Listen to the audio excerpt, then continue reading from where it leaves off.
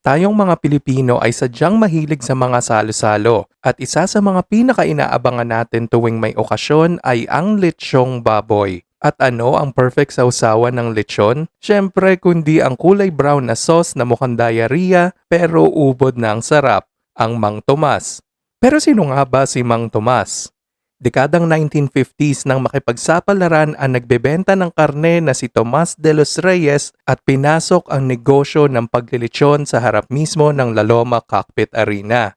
Sa sarap nga ng kanyang binibenta ay maraming naengganyo sa kanyang lechon at syempre, special lechon sauce. Kasama na dito si dating Pangulong Ramon Magsaysay. At matapos ang ilang dekada ng kasikatan nila dahil sa pagbili sa kanila ng Malacanang ng maraming lechon, taong 1991 ay nakita na natin sa kauna-unahang pagkakataon sa mga grocery ang paborito nating sausawan,